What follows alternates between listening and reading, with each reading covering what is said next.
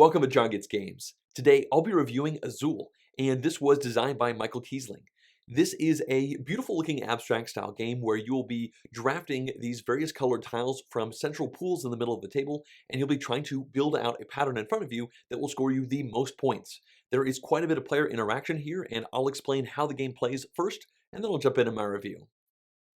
Here we have a player's board at the end of the second turn, and I found that it's easiest to teach Azul by explaining how scoring works and then talking about how we're going to actually grab tiles. So we are going to go into the scoring round for this second turn, and you know that because, well, there's some tiles out here already. Now, the way scoring works is you always start with the topmost row, and you're only going to score one of these rows right here if every single slot is full of tiles. And you see this top row is just a row of a single tile. So that means we do get to score this tile right here, and we have to put it over into the spot that matches the color. Now, as soon as you put it down, you score that tile, and if it has no orthogonal adjacencies, then you're just going to get 1 point for that tile, so we would go from 4 points up to 5. Now we would go to the next row, we see that it has two different spots, and we have two tiles here, so that means we're going to take the rightmost tile, and we're going to move that one over here, and now that you can see, we have at least one adjacency, it's this red one up above. You now score the vertical right here, and you get 1 point per tile. So we're going to get 2 points for placing down this yellow tile, which we will track up on our track. Now we can go to the third row, but you'll notice we would need 3 tiles in order to score this, and we only have 2, so we're going to skip this, leave those tiles there, go to the fourth row, where we have 4 of these black tiles already, so we could go ahead and take the right-handmost one, and we put it into the spot, and we see that it is now adjacent to 2 different tiles. So we're not only going to score the vertical like we did up here, so that's 2 points, but we're also going to score the horizontal, so that's going to be 2 points for that as well, meaning that by placing this tile, we've actually generated 4 points, so we would go all the way up to 11 on our track. Now we go to the final line down here. We see it needs 5 different tiles. We only have 2, so we're not going to score that. We'll leave these here. And now we look down to this track down here. This is the floor, and any tile down here is going to score negative points. We see this first and second tile are both negative 1 point each, so we're now going to lose 2 points, and with that, we can now reset our board for the next round. You're going to get rid of all the tiles that are on the floor, and every single one of the rows that scored, you're going to get rid of all the tiles that were over there and leave the remaining ones behind, and that is how you score a round of Azul. Now that we know how the tiles score, let's talk about how we actually acquire tiles and put them onto our board. So that starts with these 9 different factory coasters that we have in the middle of the table. Now you're going to use all of these in a 4-player game, but let's say for instance this was just a 2-player game, then 4 of these would go away and we would only have 5 of these in the middle of the table, and we're going to want to take this starting player token and we're going to put it right in the middle of all these coasters. Next up, we're going to grab our big bag of tiles and we're going to pull out 4 of them and put them on each of these coasters. I think it's also worth noting that all of the tiles that were pulled off of our boards when we scored or when they were on the floor, they get put into the cover of the box. We don't put those back into this bag of tiles until the bag of tiles is emptied, and then we grab all of them and reseed the bag to keep playing. On your turn, all you will do is select one of these various groupings of tiles in the middle of the table, and then you're going to take all the tiles of a single color. In this case, we look over to our board and we know that, well, scoring this blue into this spot right here would be great for us. We only want 1 blue to fill up that slot, so we see there is a single blue here. We could take this and put it right over there onto our board. Now, we can put this down into any row as long as there is not already a blue tile scored over here on the side, and the tiles have to match. So I would not be able to put this down right here, and I also could not put it up here because I've already scored a blue up there. But this could go right down here, and then all of the rest of the tiles that were not taken get shoved into the middle. It now goes to the next player's turn, and this middle area is now a new spot that players can grab tiles from. Our opponent would now go, and let's say that they grabbed these 2 yellows right here. That would go ahead and shove these into the middle, and now we get to go again, and as you can see, this middle area is going to change as we're playing. And it's now our turn to pick again, and let's say that we really wanted these 2 yellows right here. Now, since this starting player token is still in the middle, that means that nobody is taken from the middle yet, because the first person to do so is going to take this token, and it's going to immediately fall onto the floor, which means it's actually going to be worth negative 1 points to us, but it means that we will get starting first dibs at choosing tiles in the next round, which is certainly nice. And now we have these 2 yellow tiles right here, and we cannot put them here because we have already scored a yellow tile there, but let's say for demonstration purposes, we wanted to put it up here on the top. Now you'll see that there's only 1 slot there, but scoring yellow would be really nice for us. So we would put the 1 tile here, and every remainder tile that did not fit on that 1 given row falls down onto the floor and is going to score us negative points when we go to scoring.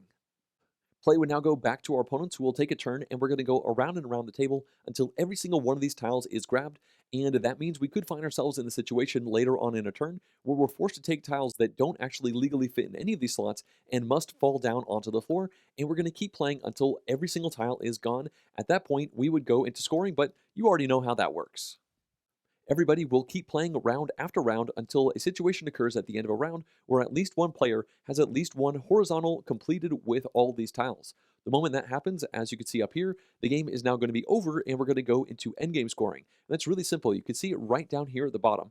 Each player is going to get 2 points for every completed horizontal set of tiles that they have.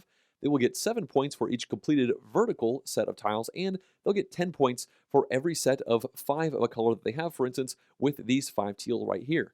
Once everybody has calculated all these points, then you see who has the most points, and they're the winner.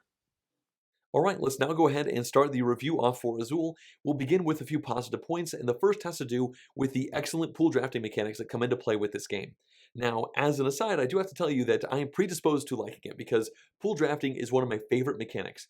And the essential idea of pool drafting is just there are a certain number of little pools in the middle of the table that have resources in them. And on your turn, you need to grab from one of them. And you're thinking, which one do I need right now? And which one of them do I still want, but will likely still be there by the time I have my next turn because I think my opponents won't go ahead and grab it. And those decisions are very much the forefront of what you're doing on every single turn of Azul. But it also has this really cool extra tweak where when you are grabbing after one of these pools, you are only getting one color tile. So you're going to be pushing the rest of the tiles into the middle, or of course, if you're grabbing from the middle, then you are going to be just leaving other things available there for you. And I'm going to talk about the middle portion of the mechanic in a little bit in the second positive point, but specifically with the pool drafting decisions that you're making, I really like trying to figure out what do I need right now, what do my opponents need, and what is likely going to go all the way around. Also, you oftentimes have situations where you have 2 different pools that are going to give you the same exact benefit, but have different alternate tiles, so you need to figure out which do you want to leave out there for you to potentially grab on the next turn if nobody goes for that other one. And then also, you need to consider how many tiles you want to grab. When I first started playing my very first game of this, I kind of assumed that more tiles was a good thing. And for the first couple rounds, that is kind of true.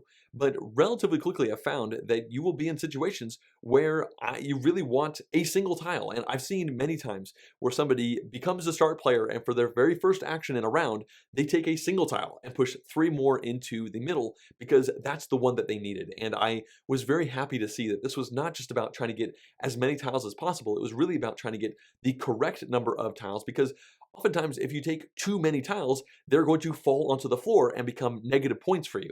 So all these things come into play with the pool drafting decisions, and I think that it's very elegant and I love how it works. Next up, we have positive number 2, and this one has to do specifically with the incentivization mechanic that comes into play with that central pool that is just fluctuating as you play the game. It starts off with nothing but the starting player token in it, and it's a really neat decision to be made. Like, who is going to be the first person to kind of break the seal and grab from the middle? Because, well, they do get to become the starting player for the next round, which is definitely a nice thing to be. But it also means you're going to take at least 1 negative point for that tile as you put it down onto the floor of your player area. But it also means you're going to get pushed into even greater negative points if you have to have more tiles fall onto the floor for you in that given round. So it often seems like the central area just gets bigger and bigger and bigger until the moment that somebody says, okay, I am incentivized enough, this is too good, I'm going to go ahead and grab it, take the starting player token, and then from that point on, it's kind of a incentivization free-for-all because there's no penalty for going into the middle, and it will just ebb and flow and things get bigger and get smaller, but it also has this really neat thing coming into play. And see, normally in incentivization mechanics, you have a thing get better and better and better until somebody finally goes ahead and grabs it. But in Azul, there's this neat thing where sometimes things get better and better, and then they become worse and worse, and they become terrible. It's kind of a bell curve where you want to try and grab it at that right moment. Because if there are too many of a specific color tile in the middle, then somebody is going to have to take it because the round will go until all the tiles are gone. And that means that those tiles are probably going to slot into a row. There will be excess. Those will fall onto the floor and score negative points. So you have an interesting situation where you can actually over-incentivize the pot and put like 5 or 6 of a specific color in based on the situation around the table. And of course, if there are 5 in there and you have the 5 row completely empty, then you're happy. But if you already have 3 in that 5 row, and now there are 5 in and those are the only tiles left of that color, you have a really difficult decision to make. And I just think all these things play together in a very simple way, but I really enjoyed how it worked. For my last positive point, I want to briefly discuss the scoring method for Azul. Now, if you have played Quirkle ever before, then this will seem very familiar to you because they are functionally identical in nature, and it works really well for both of these games. Specifically, what I'm talking about is the way that you are trying to just maximize the amount of points you can get for every tile that you put down. And realistically, the cap that you can get for a single tile that you put down is 9 points. You can score that one 9 times because it is 1 point when you put it down, and then every time you go adjacent to it, you're rescoring that tile. And realistically, the person who's going to win the game is most likely going to be the person who is the most efficient at squeezing as many points as possible out of these tiles that they put down onto the board. Now, it's very unlikely that you will get 9 points for any one specific tile, but trying to cluster these together in certain ways and try to make the best use of the options available to you in the draft so that you can keep clustering these is a very big deal. Now, there are quite a few bonus points that you can grab for getting the completed verticals, a little bit of bonus points for completing the horizontals, and 10 bonus points for getting all of a specific color. And these are other things that are keeping you thinking about what tiles you want to grab, and also can maybe have you do something that is slightly less efficient as far as maximizing the scoring of the tiles you already have out there to specifically make that pattern or get that fifth tile of a specific color down onto your area. And all these things come together to make a very satisfying scoring situation, I think. Let's now move over into a few neutral points, and the first of these has to do with the surprisingly cutthroat nature of the indirect player interaction in this game. Now, there is nothing specifically direct that you do, no specific actions that you do to like mess over one player or another, but the indirect things that you're doing with the pool drafting, taking this tile as opposed to that tile, this group instead of that one over there, can definitely have big ramifications on your opponents, and specifically at the lower player counts, like 2 players, it really will feel like a direct indirect interaction because you can do things that will really mess over the plans of your opponents. You might see that they need just one more red tile to finish out their row of 5. There's only one more red tile out in the middle, and it's an okay play for you. So you grab it, and now they don't score that row. All those tiles are going to be sitting there, clogging up their area for the next turn, and they're going to be more likely to spill over onto the floor on their next turn because they have 4 out of the 5 tiles there. And like I said, at the lower player counts, it's much easier to also parse what your opponents need because if there's only one opponent, you can just look across and see what it is and try to play around that. There are many times where you are trying to figure out what pool to grab from because you need 2 black tiles and there's 2 there and there's 2 there and there's 2 there as well. Now, which one do you grab? Well, you need to look at all your opponents, see what they're trying to do because this is a 100% open information game, and then try to choose accordingly so that you are not only helping yourself, but also messing over your opponents. And I have to tell you that I love cutthroat, mess over your opponent, indirect action type of games, but not everyone does. Specifically, one person I played with felt that the game could be just too mean with some of the things that you could do with the specific timings that you're trying to do. Like if you're trying to win this game, you will find yourself doing things that will make your opponents groan. And I am okay with that, but not everyone is. So this is a bit of a warning. For neutral point number 2, I want to say that we've noticed that players who have a really strong starting turn definitely have a leg up on their opponents. It seems like there can be a slight runaway leader situation that can develop because, as I mentioned before, once you get tiles out into your tableau, you can keep hitting them for more and more points as you put tiles next to them. So that means if one player is able to score 4 tiles in the first round, even if they're not even next to each other on the map, then they are in a much better situation than another person who only scored 2 tiles because the first person has so many more opportunities to go adjacent to those previous ones and squeeze more points out of them. It also means that the person who scored 4 tiles, well, they're probably going to not have many tiles in their rows left over, so they're very free and open for the next round to grab a bunch more tiles. But if you only score 2 tiles in that first round, then odds are good you have some clogged up rows and you're going to be in a little bit tighter situation in that next round. So I think this is a neutral thing because it hasn't really messed up the opinion of anyone playing the game so far, and we haven't noticed that like the person who gets the most tiles in the first round always wins the game. But it does seem like they're in a very nice situation, and everybody needs to work a little bit harder, potentially collude a little bit to deny good options to that player that is doing very well.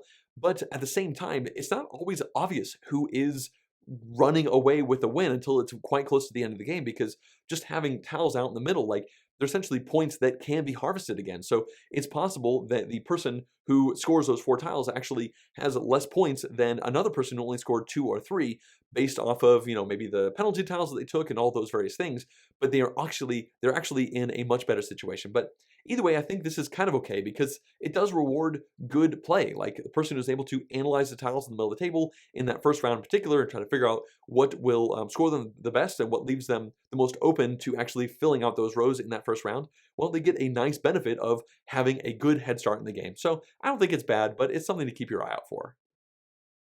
Next up, we have neutral point number 3, and for this one, I want to talk about the variant side of the board. You can flip your player board over, and you'll find just a big gray set of blocks, areas where you can put these tiles down, and the only real difference in the rules is that you can put the tiles anywhere you want to, you just can never have two of a tile of a color in the same horizontal or vertical row. And then you just kind of play the game as it was, building your own pattern in front of you. And if I'm being honest, I thought that I was going to enjoy this the most because of the control and being able to have a different pattern that sounds neat as opposed to everybody building the same pattern in front of themselves. But I found that when I played it, it just seemed a little bit more forgiving than I'd like. Like especially in the early rounds of the game, you can just put all your tiles over and just have them in a row. So, put one down, then put one next to it and score that one again, then put the third one down, score all those again. And I liked the restrictive decisions of having that set pattern in front of you where, like, if you have a red on this row, it has to go into this spot. You don't have any choice in the matter. And it's worth mentioning that with the variant, as you get later on into the game, you can definitely you can put yourself into a corner where you have a spot where you're not allowed to put any tiles down, and you're not able to put the tiles anywhere as you slowly restrict yourself.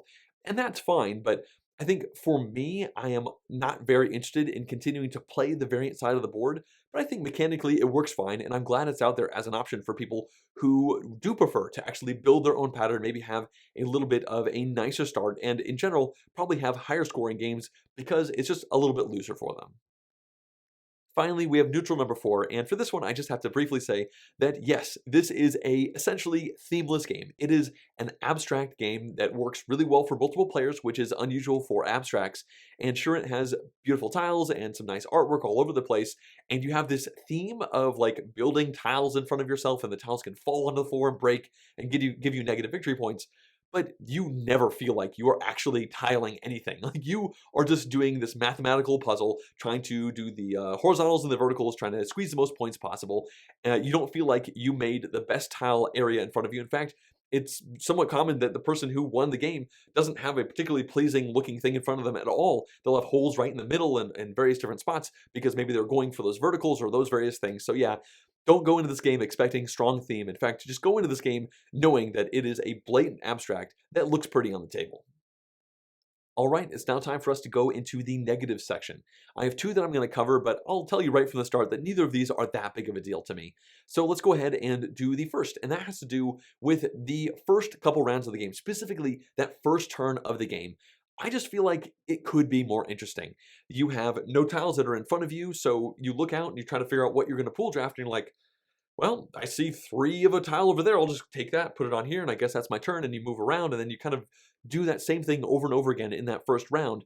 And there is some levels that you can go to. Like you can start counting the number of tiles and figuring out what you're more likely to take in this and take in that. But those first few turns, like there isn't even much to analyze for your opponents, like what they might want, what they might not want. And I just feel like there was an opportunity to make that first turn in particular, and to a certain degree the second turn as well, more interesting. And I'm not a game designer, so I don't have any specific house rules I'm thinking about bringing into play, but I just wish that the zeal and excitement that you have in like the 4th and 5th round of the game where things are getting kind of tight and there's a whole bunch of things to analyze, I wish a little bit of that was in play with those first couple turns of the game. And now for negative number 2, I want to complain about a couple nitpicky graphical component type things. Now, I will admit, as I mentioned before, I think the game is beautiful. I think the tiles are chunky. I like the silk screening on them. It's a good looking game, but there are 2 things in particular. The first is that scoring track that is at the top of everyone's area. It's just a little tiny, and then you have this cube that you're going to put on there, and it's so easily knocked out of the way. It really seems like, in my opinion, they should have had a score track that went from 0 to 50, and so that all the spaces will be bigger, and then give you a disc that's a low profile, so it's less likely to get knocked around. And sure, the scores are usually in the 50s, 60s, 70s, up to the 90s and low hundreds. Well, you can just wrap around the track. Like that's not that big of a deal. It's not going to be hard for you to track in any way, shape, or form. I just feel like that was a bit of a miss. Like we definitely had times where that tiny cube just got knocked over, and we're like, do I have 51 or 52 points? Oh, I guess 51. And so that's not great. And the other thing, when you look out to the table, specifically the rows and that little pyramid tier thing that you have going on, I really feel like they could have done a small graphical thing to help the teaching of this game, because when you score a row, you only take the rightmost one and you slide it over into the area and you discard all the rest. And I really feel like that full column, the rightmost one in all of those scoring areas, I feel like it should have been a different color, or maybe had like a frilly border around it or something to make it very obvious as you're teaching the game. So you could say when you finish the row out, you take the one in the shiny area and you score that, and you get rid of the rest of them. As opposed to saying, okay, it's just the right handmost one and then you get rid of the other ones. It just feels like it's kind of the same all the way through graphically. And I know this really is a nitpick, but I feel like they really should have done that. Even just a slight different shading for that far rightmost column of the areas where you're kind of storing those tiles before you score them would have been really nice in my opinion. It's now time to discuss the variability for Azul, and I have to admit that it was a little bit lower than I was expecting going in. Now, it is an abstract game, and in general, abstracts, they have that simpler rule set, and you just play it, and you can play it 50 times, and you get better as you go because it's always the same thing. And I could understand it kind of an affinity going towards that from a design perspective.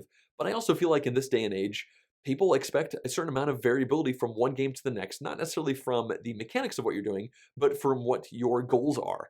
And sure, you have the two sides of the board, and as I mentioned before, I feel like I found the variant side of the board a bit lackluster. I just feel like there was opportunities for differing scoring, endgame scoring options. You could have the Quirkle style scoring all be the same every time you play it, but maybe in one game you get those 7 points for each one of the verticals you do, but in the next game you only get 3 points. Or maybe in another game you actually get negative points for finishing off one of the verticals, but you get positive points for completing 2x2 areas, or just various things like that. I think would add a little bit of freshness to the game as you keep playing it. But I don't think this is necessarily a problem. Like, I've played the game a bunch of times already, and I anticipate playing it more in the future. I just feel like it was a bit of a missed opportunity from a variable perspective.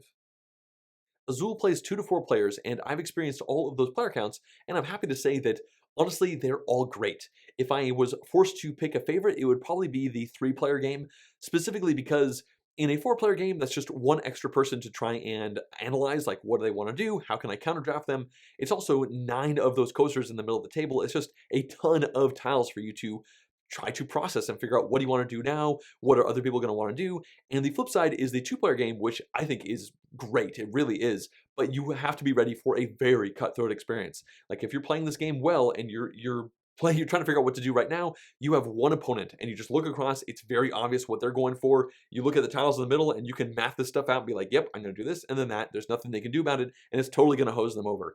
I enjoy those situations, but not everybody's going to. And I think 3 is best because it's kind of in the middle point between those. And if you have a situation where you feel like one person is doing markedly better than everybody else, then the 2 other people could try to collude a little bit and rein that other person in. But as I said, all 3 of these player counts were excellent, and the play times, it seemed like the 2 player game is going to get you like the 20 to 30 minute range, and the 4 player game is going to be maybe 40 to 50 minutes if you have some analysis paralysis going on there. But all these player counts and times I think are very reasonable and worked well. In conclusion, I've played Azul 5 times at this point, and I really like it. In general, I don't find myself attracted to abstract games all that often, and it is worth noting that this is a beautiful looking game. Like when it's being played out in the middle of the table, it definitely has that eye-catching allure. Like if somebody walks by, they're like, "Hey, what's going on over here?" And then also from my the things I'm predisposed to liking already, this game is just a bunch of that stuffed into a box. Like you have pool drafting, which I love already. You have incentivization, where things get better and better until somebody grabs it. Well, this game has that as well. And then I really like Quirkle, and this game has Quirkle scoring, just, cut out of that game and plunk down right into the middle of this one. So I went into this one expecting to like it, and I have really liked this game. Now, I don't think I'm going to be pushing to play it like every single week, but I do think that this one could be played a long time from now. Like I'm not anticipating getting rid of this game at any point realistically, because it is somewhat easy to teach. I will admit it's a little bit convoluted at first. You kind of need to teach the scoring and then teach how the pool drafting works. but it's such a simple game, and it seems like all of these elements just wrap right back into each other, with the pool drafting working into that incentivization thing just so streamlined. You grab the tiles, the rest of them go right into the middle, and then that's a thing that other people can grab from. You don't have any exceptions. It's like you just play until all the tiles are gone. If you can't place a tile, it falls down on the floor, you lose points for it. All these things are quite straightforward, and it's a very tight experience, and I found that I really enjoy it. And I do very well at this game. Like, I haven't won every single game, but I've usually come in, I think out of my 5 games, I've come in first or second pretty much all of them. So I think it does work well, not only for the mechanics that I'm predisposed to liking, but also my brain enjoys the decisions that I'm making, and I appear to do well at it. And of course, that's going to probably induce a little bit of favorable bias into the situation. But I do have to say that I think Azul is a very impressive game, and I'm looking forward to playing it more. I heartily recommend it to anyone who is interested in strong indirect interaction, kind of cutthroat style games. And yeah, the only thing is, don't go into this looking for a theme. It really isn't there. This is an abstract game that plays well with more than 2 players, and that in and of itself is a pretty cool thing that you don't see that often. So that's going to wrap it up. As always, I'd like to thank everyone who's been supporting this channel through Patreon, including all of these producer level pledges. If you too would like to directly support the channel, you could do so at patreon.com/JonGetsGames, and I'd really appreciate it.